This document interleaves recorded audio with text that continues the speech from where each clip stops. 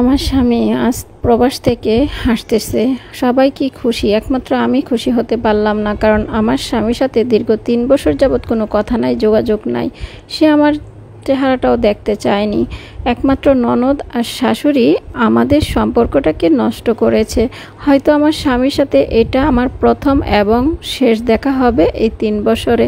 তার আগে তার সাথে সম্পর্কটা স্বাভাবিক ছিল। ভিডিওর ভয়েস দিতে আমার কষ্ট হচ্ছে, কারণ আমি অনেকটা অসুস্থ। ভুল হলে ক্ষমা করবেন। যাই হোক, আমার ফুটফুটে একটা সন্তানও আছে, তার বয়স 7 বছর। আমার স্বামী অনেকবার বলেছিল চলে যেতে, কিন্তু আমি বলেছিলাম আপনি দেশে না আসা পর্যন্ত আমি এই বাড়ি ছেড়ে যাব না। আমি বলেছিলাম আমার কি অন্যায় ছিল সেটা স্পষ্ট করে সামনে এসে বলবেন, তারপর চলে যাব।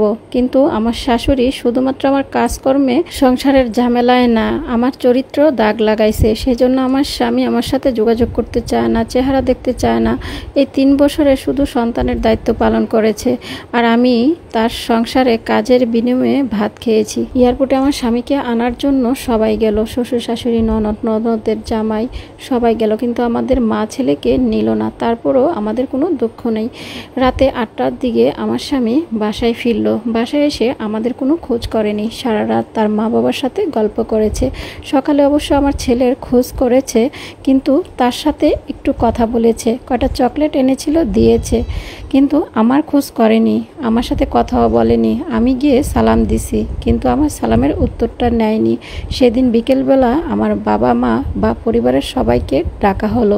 তারা এসেছে, আমি কিছু জানতাম না। তখন বাড়ির সবাই বসে বৈঠক করলো। তখন অনেক চিৎকার চেঁচামেচি করতেছে, আমাকে নিয়ে যাওয়ার জন্য আমার মা বাবাকে বলতেছে। আমার শাশুড়ি আমাকে রাখবে না, বিদায় করে দিবে, এটাই আমার স্বামীকে বলতেছে। উত্তরে আমার স্বামী কিছুই বলল না তার মাকে, শুধু বলল সে নাকি তার মায়ের কথা বিশ্বাস করে, কারণ তার মা নাকি কখনো মিথ্যা কথা বলে না। তারপর আমার বাবা আমার স্বামীকে বলল, আচ্ছা বাবা, আমার মেয়েকে দিয়ে দাও, তবে আমার মেয়ের সাথে আমার নাতিটাকে দিও। অনেক আদর করে আমার মেয়ে নাতিটাকে বড় করেছে। এই কথা শুনে আমার স্বামী বলল, আমার মা যেটা বলবে সেটাই হবে, কারণ আমার মা আমাকে অনেক কষ্ট করে লালন পালন করেছে। তার ছেলের বউ তার সাথে অনেক খারাপ ব্যবহার করেছে, এটা তো আমার মা কখনো মানবে না, আমিও মানব না। তারপর আমার শাশুড়ি বলল বাচ্চাটাকে নিয়ে যেতে, তবে 2 বছর পরে দিয়ে দিতে। আমার স্বামী আমাকে বিদায় করে দিল। আমি আমার বাবার সাথে বাবার বাড়ি চলে আসলাম। তারপর শুনলাম একদিন আমার স্বামী 1 সপ্তাহ পর কাউকে না জানিয়ে বিদেশ চলে যায়। বিদেশ যাওয়ার 6 মাস পর আমাদের সাথে যোগাযোগ করার চেষ্টা করে। আমার ভাইয়ের ফোনে কল দিয়েছিল, আমাকে চেয়েছিল, কিন্তু আমার ভাই বলেছে আমার আপু আপনার সাথে কথা বলবে না। আমিও আমার স্বামীর সাথে কথা বলতে চাই না, কারণ যে স্বামী মা বোনের কথা বিশ্বাস করে নিজের বউকে বাড়ি থেকে বের করে দিতে পারে, একটা বারও নিজের বউয়ের কথা শুনতে চায়নি, এমন পুরুষের সাথে আমিও সংসার করতে চাই না। তো সন্তানকে আমি অনেক কষ্ট করে মানুষ করতেছিলাম। এই গল্পটা কুমিল্লা থেকে এক বোন আমাকে SMS করে পাঠিয়েছে।